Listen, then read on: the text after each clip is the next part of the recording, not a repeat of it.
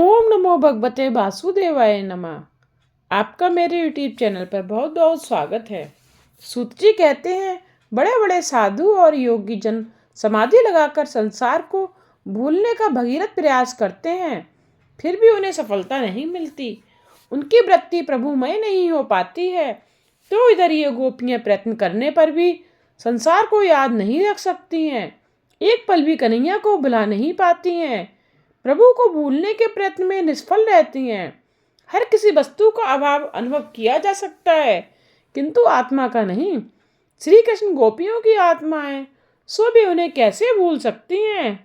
गोपियां श्री कृष्ण के बारे में बातें कर रही थीं कि उद्धव जी स्नान आदि से निवृत्त होकर भगवान द्वारा दिए गए पीताम्बर और बैजंती माला धारण करके आए।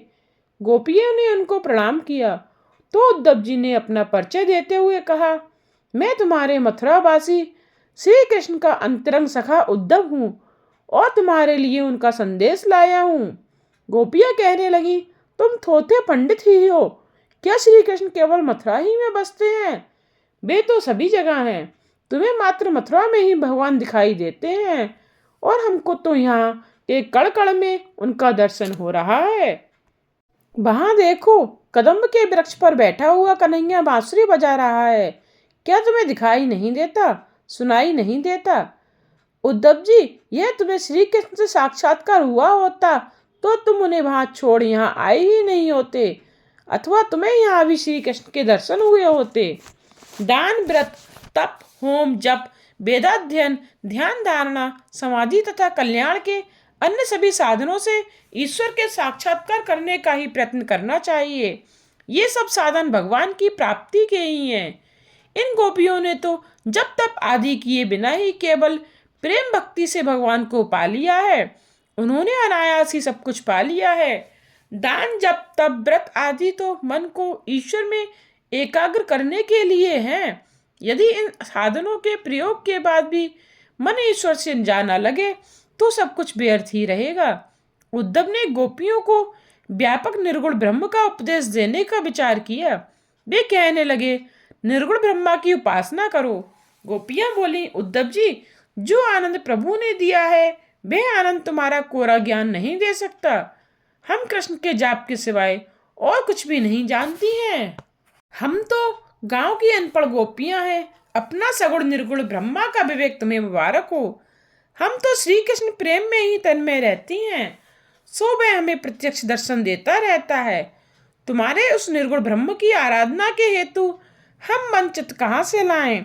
अपना तो चित्त था, वह तो कायरा ने चुरा लिया है। उद्धव जी, भगवान ने कोई 10-20 मन तो बनाए नहीं है, और जो एक था वह तो श्याम सुंदर उड़ा ले गया है। अब तुम्हारे निर्गुण ब्रह्मा की उपासना कौन से मन से करें? उद्धव जी, उस नंद नंदन के सिवाय अपना अन्य कोई ईश्वर नहीं है, वही हमारा सर्वस्व है। हे उद्धव जी, उस कृष्ण की बातें ही जाने दीजिए। उस कपटी काले कन्हैया की मित्रता हमें नहीं चाहिए। उसने तो हमारा कलेजा कुरेद दिया है। श्याम ने अपने हृदय में ही घाव किया है, फिर भी उसको भुलाना, उसकी उपेक्षा करना हमारे लिए अशक्य है। उद्धव, और तो हम क्या कहें। सबसे पहले श्री कृष्ण का दर्शन हमने नंद महोत्सव के दिन किया था, और तब से उन्होंने ऐसा जादू डाला है कि हम उनकी हो गई हैं। उद्धव जी, अब इस हृदय में किसी और के लिए स्थान है ही नहीं। चलते फिरते, जागते सोते, विचार में, सपने में उस श्याम की ही मूर्ति हमारे हृदय में समाई रहती है।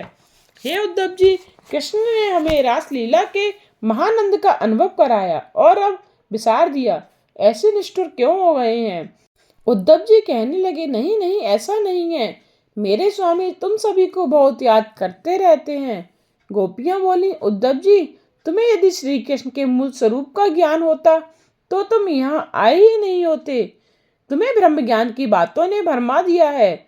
जो उनके असली रूप का दर्शन कर पाया है वह उनको कभी छोड़ नहीं सकता है। तुम उन्हें छोड़कर आए हो, सो लगता है कि तुम्हें उन्हें पहचाना ही नहीं है। हे उद्धव, तुम किसका संदेशा लेकर आए हो? इस अनाथ ब्रज को वे कब सनाथ करेंगे? गोपियां पागल सी होकर प्रलाप करने लगी। वृक्षों में श्री कृष्ण का रूप निहार कर वृक्षों को आलिंगन देने लगी। ये रहे मेरे श्री कृष्ण। अब उद्धव जी गहरे सोच में डूबे जा रहे हैं। ये गोपियां, ये नंद यशोदा पलने में, घर में, आंगन में, वृक्षों में, जल में, धरती के कण कण में श्री कृष्ण ब्रह्मा के अस्तित्व का अनुभव कर रहे हैं। ये अनपढ़ गवार होकर भी ब्रह्मा की सर्वव्यापकता का अनुभव कर रहे हैं। इधर एक मैं हूँ जो वर्षों से व्यापक ब्रह्मा के वेदांत का रटन चिंतन करता हूँ, फिर भी उसका दर्शन और अनुभव नहीं पा रहा। मेरा शुष्क ज्ञान निष्फल ही रहा। मेरा ज्ञान पंडिताई निरर्थक ही रही। मैं बुद्धि लड़ाता रहा, वेदांत के सिद्धांतों में उलझता रहा, किंतु ब्रह्मा का अनुभव नहीं कर पाया। ज्ञानार्जन एक बात है और ज्ञान अनुभव दूसरी। ज्ञानार्जन का महत्व होते हुए भी ज्ञान अनुभव का महत्व अधिक है। सखियां उद्धव जी को राधिका जी का दर्शन कराने ले गईं। सखियों की मंडली में विराजमान श्री राधिका जी की शोभा अवर्णनीय है। नव वर्ष की निर्दोष बड़े सादगी भरा श्रृंगार, मुख पर दिव्य तेज की आभा, सात्विकता और प्रेम की मूर्ति, जगत के आनंददाता श्री कृष्ण की आनंददायिनी श्री राधिका जी को उद्धव जी ने साष्टांग प्रणाम किया। किंतु राधिका जी का शरीर श्री कृष्ण के विरह के कारण सूखे कांटे जैसा हो गया था। मन व्याकुल और व्यथित था। केस रूखे और बिखरे हुए थे। चंद्रमुख शुष्क हो गया था। मुख में वेदना भरी आहें निकल रही थीं और आंखों से अश्रुधारा बह रही थी। इस प्रकार वे दुख बल्लरी सी दिखाई दे रही थीं। श्री राधा जी उद्धव जी से पूछने लगी, तुम कौन से श्री कृष्ण का संदेशा लाए हो? मेरे श्री कृष्ण तो यही हैं। मैं वियोगिनी नहीं हूँ। अंतर की संयोगिता राधा श्री कृष्ण के चिंतन में लीन हो गई। उद्धव जी ने फिर वर्णन किया और कहा, मैं मथुरा से आया हूँ। श्री कृष्ण यहाँ आने वाले हैं। श्री राधा जी कहने लगी, क्या तुम मेरे स्वामी का संदेश लेकर आए हो? किंतु उस संदेश से मुझे कोई शांति नहीं मिलेगी। विरहिणी के दुख को कौन समझ पाएगा? मुझे शांति दे सके ऐसा कोई शास्त्र मंत्र या ज्ञान जगत में नहीं है। मैं तो प्रतिक्षण श्री कृष्ण का भजन, ध्यान और दर्शन कर रही हूँ। राधा जी की कातर दशा देखकर सभी गोपियां, वृक्ष बेलियां, फल कलियां, पशु पक्षी रोने लगे। राधा जी के दिव्य प्रेम ने उद्धव जी को भी रुला दिया। मैं इस राधिका को क्या उपदेश दूंगा? श्री राधा जी के मुख कमल की सुबास से एक भ्रमर आकर्षित होकर मंडराने लगा। राधिका जी उसे दूर करने लगी। तू तो कपटी है, काले कृष्ण का कपटी बंधु है, मेरे पास मत आ। उद्धव जी ने फिर राधिका जी को प्रणाम किया। भ्रमर गीत में वैसे तो राधिका जी भ्रमर को उलाना देती हैं, किंतु उसका लक्ष्य तो है उद्धव जी और साथ साथ कृष्ण को भी सुनाया है। भ्रमर गीत एक वचन में है और वेणु गीत, युगल गीत आदि बहुवचन में है।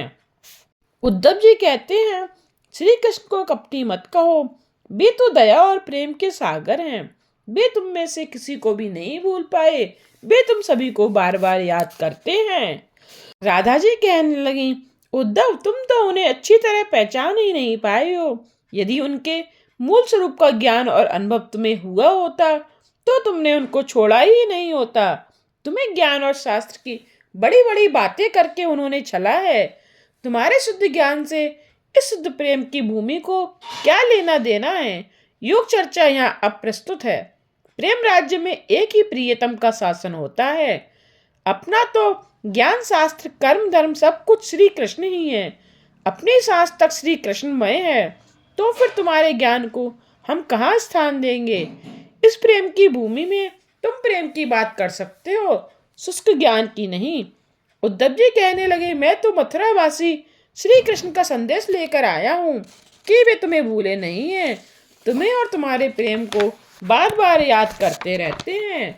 श्री राधा जी कहने लगी, उद्धव जी तुम यहाँ क्या कह रहे हो? भगवान सर्वव्यापी हैं, फिर भी तुम उन्हें मथुरावासी बता रहे हो। तुमने षड शास्त्रों का अभ्यास तो किया किंतु कोरे ही रहे। शास्त्रों में डूब गए किंतु मोती पा नहीं सके। उद्धव जी मेरे कृष्ण केवल मथुरा में नहीं, हर कहीं बसते हैं। मुझे तो चारों ओर वही दिखाई दे रहे हैं। श्री कृष्ण यहाँ के कण कण में है, हमारे मन में है, हमारे हृदय में है, हमारे रोम रोम में भी बसे हुए हैं। वह कपटी कभी सामने आता है तो कभी छिप जाता है। तुम तो 2-4 महीनों से सेवा कर रहे हो। मैं तो उनकी जन्म जन्मांतर की दासी हूँ। तुम उनके विषय में क्या जानते होगे? कृष्ण स्वार्थी था, तभी तो सुग्रीव का पक्ष लिया था उनसे अपने राम अवतार में। वे कपटी हैं, तभी तो हमें छोड़ दिया है। तुम मुझे बार बार बंधन क्यों कर रहे हो? यहाँ क्यों आए हो? तुम्हें अपने कन्हैया ने भेजा है तो हम तुम्हारा स्वागत तो करती हैं, किंतु हम अनपढ़ों को तुम्हारे शास्त्र ज्ञान से क्या वास्ता है? उद्धव जी ने मान लिया कि उनके अपने ही शब्द गोपियां वापस दे रही हैं। उन्होंने कृष्ण से गोपियों को अनपढ़ कहा था। उद्धव जी कहने लगे, राधिका जी मुझे क्षमा करो, मैंने तुम्हारा अपमान करके अपराध किया है। तब मैं ही अज्ञानी था। राधा कृष्ण का मिलन अभिन्न है, ये आज मैंने प्रत्यक्ष देख लिया है। बिना राधे कृष्ण आधे। राधा जी कहने लगी, उद्धव जी मैं और कृष्ण अभिन्न हैं, तुम क्या चाहते हो?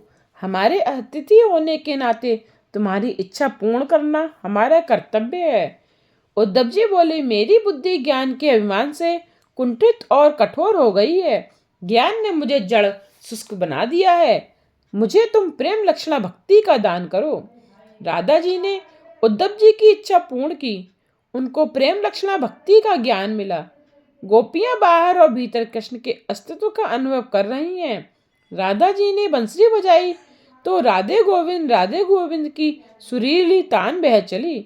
गोपियां भी कृष्ण कीर्तन में लीन हो गईं। गोपियों की भाव विहलता को देखकर कृष्ण भी मथुरा से दौड़ते हुए आ पहुंचे। सखियों की मंडली में राधिका जी के साथ विराजमान हुए। गोपियों और उद्धव जी ने राधा कृष्ण के मनोहर स्वरूप का दर्शन किया। उन्हें अब यह भी ज्ञान नहीं है कि वे कौन हैं, कहाँ से आए हैं। उद्धव जी का ज्ञान अभिमान निर्मूल हो गया। वे 2-4 दिनों के लिए गोकुल गए थे, किंतु वहां 6 महीने बीत गए। उनको विश्वास हो गया कि कृष्ण गोपियों से दूर भी नहीं है और भिन्न भी नहीं। जब भी गोपियां कृष्ण कीर्तन करती हैं, वे मथुरा से आ जाते हैं। उद्धव जी एक प्रश्न सुनाऊं? एक बार कन्हैया अपने मित्रों के साथ आंख मिचौनी खेल रहा था। श्री दामा ढूंढ रहा था। पहले कन्हैया इस कुंड में छिप गया और फिर भागता हुआ मेरे घर आकर कहने लगा, मुझे कहीं छिपा दे, नहीं तो श्री दामा मुझे घोड़ा बनाएगा। मैंने उसे अपने गोद में छिपाकर आंचल उड़ा दिया। अब जब भी मैं सोने जाती हूँ तो लगता है कि कन्हैया मेरी गोद में छिपा हुआ है और मैं पागल सी हो जाती हूँ। भगवान की लीला कथा सुनते सुनते उद्धव जी की आंखों से आंसू झलक आते हैं। ये गोपियां धन्य हैं जो प्रतिक्षण ब्रह्म का अनुभव कर पाती हैं। कृष्ण गोपियों से कहते हैं, गौलोक धाम में हमारा नित्य संबंध है, हम वियोगी हो नहीं सकते। ज्ञान दृष्टि से देखें तो मैं यहाँ हूँ, सर्वत्र हूँ, तुम्हारे साथ ही हूँ। मैंने ब्रह का दान इसलिए तुम्हें दिया है कि तुम हमेशा मेरे स्वरूप का ध्यान और स्मरण करती रहो। मेरा दूरत्व ही तुम्हें मेरा ध्यान करा रहा है। विरहावस्था में चित्त प्रिय पात्र में एकाग्र हो जाता है और उसी का ध्यान स्मरण करता रहता है। विरहावस्था में प्रिय पात्र का सतत सानिध्य अनुभूत होता है। मेरा तुम अविरल ध्यान करती रहो, इसलिए मैंने तुम्हें विरह दिया है। संयोग अवस्था में चक्षु दर्शन होता है, वियोगावस्था में मनोदर्शन। वियोग तो एक विशिष्ट प्रकार का योग ही है। पति कहीं बाहर गया हुआ हो तो पत्नी बड़ी लगन से उसी का ध्यान धरती रहती है। गोपियों को विशिष्ट योग का दान करने के लिए ही भगवान ने वियोग दिया। हम विभक्त हो ही नहीं सकते। मैं तुम्हारे समीप हूँ, तुम मेरे स्वरूप को याद करते रहना। तुम तो गौलोक की नित्य सिद्धा गोपियां हो। गोपियों को भी उद्धव जी के साथ रहने से ज्ञान लाभ हुआ। उनकी भक्ति ज्ञान के कारण दिव्य बन गई। गृहावस्था में वे मानने लगी कि श्री कृष्ण तत्वतः उनके निकट ही हैं। प्रेम लक्षणा भक्ति 5वां पुरुषार्थ है। भक्ति अवैध सिद्ध करती है, ज्ञान भी अवैध सिद्ध करता है, किंतु ज्ञान की तुलना में भक्ति मार्ग अधिक सरल है। प्रभु से कहा, तुम मेरे नहीं, मैं तुम्हारा हूँ। समुद्र की तरंग हो सकती है, तरंग का समुद्र नहीं। नंद बाबा, यशोदा जी, राधा जी तथा अन्य गोपियों के तीव्र कृष्ण प्रेम को प्रत्यक्ष देखकर उद्धव जी का ज्ञान अभिमान जलकर खाक हो गया। उन्हें स्पष्टता ज्ञान हो गया कि प्रेम भक्ति के बिना ज्ञान निरर्थक है, प्रेम ज्ञान से श्रेष्ठ है। अब तो उद्धव जी की गोकुल को छोड़ने की इच्छा ही नहीं हो रही थी। वे आए थे गोपियों के गुरु बनने, किंतु उन्हीं के शिष्य बन गए। अब तो वे भगवान से मात्र प्रेम लक्षणा भक्ति ही मांगने की सोचने लगे, जिन्हें महान मुनि भी नहीं पा सकते हैं। ऐसे भगवान को इन गोपियों ने सहज ही पा लिया है। मैं उनके चरण रज से स्नान कर लूं, जिससे अगले जन्म में चाहे मनुष्य ना हो, किंतु वृंदावन के लता पशु पक्षी कुछ भी बनने का लाभ मिल सके। ऐसा होने पर भी मैं कृतार्थ हो जाऊंगा। गोपियों के सत्संग से उद्धव जी को ज्ञानोत्तर प्रेम लक्षणा भक्ति का प्रत्यक्ष दर्शन हुआ। उन्होंने सभी गोपियों की चरण रज अपने मस्तक पर चढ़ाई, सभी को वंदन किया। कृष्ण विरही जीव का बर्तन और व्यवहार कैसा होना चाहिए, उसका आदर्श इन गोपियों ने जगत के समक्ष रखा है। धन्य है उन ब्रजवासी नर नारियों को। उद्धव जी ने यह मथुरा जाने की अनुज्ञा मांगी। दादाजी ने कहा, उद्धव जी, कृष्ण से कहना कि वे शीघ्र ही यहाँ आकर गोकुल को सनात करें। कृष्ण के लिए कुछ भेंट भी उन्होंने दी। इस समय यशोदा जी और नंद जी भी आ गए। उन्होंने उन्हें संदेश भेजा, उद्धव जी, हम तो यही चाहते हैं कि अपनी सभी वृत्तियां और संकल्प श्री कृष्ण के चरण कमलों के आश्रित रहें और उनकी सेवा में ही लगे रहें। अपनी बाणी उन्हीं के नामोच्चार करती रहे, अपना शरीर उन्हीं की सेवा करता रहे। हमें मोक्ष की इच्छा नहीं है। अपने कर्म और प्रभु की इच्छा के अनुसार हमें जिस किसी योनि में जन्म मिले, हम शुभ आचरण करते रहें, दान धर्म करते रहें, ईश्वर के प्रति हमारी प्रीति उत्तरोत्तर वृद्धिगत होती रहे। संदेश सुनाते सुनाते नंद यशोदा और गोप गोपियों का हृदय भर आया। इन दोनों श्लोकों में समग्र भागवत का हृदय समाहित है। विषयों के प्रति वैराग्य और कृष्ण के प्रति प्रीति उत्पन्न करने वाले ये दो श्लोक भागवत की आत्मा है। उद्धव जी, कृष्ण से कहना, मेरा मन सदा सर्वदा उन्हीं में रमता रहे, मेरा मन संसार के किसी पदार्थ की ओर न चला जाए, मेरी वाणी कृष्ण का जप करती रहे और दृष्टि उनका दर्शन। यदि प्रारब्ध कर्म अनुसार जन्म देना ही हो तो किसी पवित्र वैष्णव के घर में देना, कि जिससे कृष्ण कीर्तन सुनने का लाभ सदा मिलता रहे। कृष्ण कीर्तन सुनकर मैं कृतार्थ होता रहूं और सेवा में तन्मय होने का अवसर मिले। यशोदा जी कहने लगी, उद्धव जी, कन्हैया से कहना, उसे इच्छा हो तो यहाँ आए, केवल हमारे लिए आने का कष्ट ना करे। यदि उसे वहीं सुख आनंद मिलता हो तो वहीं रहे। हमारे वियोग में यदि उसे सुख होता हो तो वे मथुरा से यहाँ आने का कष्ट ना करे। हम तो यहाँ उसके विरह में जलने और आंसू बहाने में भी सुख ही मानेंगे। हमारे सुख के लिए उसे श्रम करने की कोई आवश्यकता नहीं है। वे जहाँ भी रहे सुखी रहे। इतना कहते यशोदा जी को भी रोना आ गया। यशोदा जी की भक्ति पुष्टि भक्ति है। पुष्टि भक्त अपने सुख का नहीं, अपने आराध्य के सुख का ही विचार करता है। राधा जी ने कहा, उद्धव जी, कृष्ण की यह बांसुरी और कमली भी लेते जाओ। इन्हें मैं यहाँ रखकर क्या करूंगी, तुम कृष्ण को ही दे देना। उद्धव, कृष्ण तो अब बड़ा राजा बन गया है, उसके लिए मैं क्या भेजूं? मैंने माखन मिश्री तैयार रखी है, सो तुम उसे मेरी ओर से खिलाना, किंतु मेरा नाम मत लेना। उद्धव जी ने सबको धीरज देते हुए कहा, आप सब चिंता ना करें, मैं कृष्ण को शीघ्र ही यहाँ ले आऊंगा। उद्धव जी का रथ मथुरा की दिशा में बढ़ने लगा। उनका मन भी विचारों की गहराइयों में गोता लगाने लगा। मैं आज तक मानता था कि कृष्ण करुणानिधि कृपा सागर हैं, किंतु लगता है कि वे बड़े कठोर हैं। इन भोले ब्रजवासियों को विरह अग्नि में जला रहे हैं। मैं उनको उपालंब दूंगा। उद्धव जी मथुरा आ पहुंचे, कृष्ण के पास गए।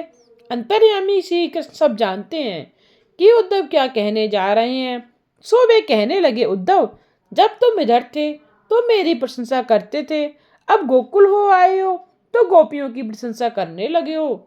मैं निष्ठुर नहीं हूँ। भगवान ने उद्धव जी के मस्तक पर अपना वरद हस्त पधराया। उद्धव जी समाधिस्थ होकर देखने लगे कि यह तो सब कृष्ण की लीला का मात्र है। वे तो मथुरा में भी हैं और गोकुल में भी। भगवान ने अपनी सभी गोकुल लीलाओं का दर्शन कराया। एक स्वरूप मथुरा में दिखाई दिया तो दूसरा गोकुल में। एक स्वरूप यशोदा जी की गोदी में था तो दूसरा राधा जी के साथ रास रचा रहा था। उद्धव, मेरी यशोदा माता ने प्रेम बंधन में मुझे इस प्रकार बांध दिया है कि मैं वृंदावन छोड़ ही नहीं सकता। चाहे मैं मथुरा में दिखाई दूं, किंतु मैं होता तो हूँ गोपियों के पास ही। मैं गोपियों से अभिन्न हूँ। राधा और कृष्ण एक ही हैं। उद्धव का गोकुल आगमन प्रसंग ज्ञान और भक्ति के मधुर कलह का चित्रण है। उद्धव की ज्ञान और गोपियों की भक्ति, निर्गुण और सगुण का यह संघर्ष और समन्वय है। भगवान की गोपी प्रेम लीला की कथा दसम स्कंद के 48वें अध्याय पर समाप्त होती है। भगवान की राजस लीला का आरंभ होने जा रहा है। राजस भक्तों के मन के निरोध के लिए राजस लीला की कथा है। आज की कथा को यहीं विश्राम देते हुए इससे आगे की कथा का श्रवण आप अगले अध्याय में कीजिएगा। आगे आने वाली वीडियोज के लिए चैनल को सब्सक्राइब करना ना भूलिएगा, जिससे आने वाले वीडियोज के नोटिफिकेशन आप तक पहुंचते रहें।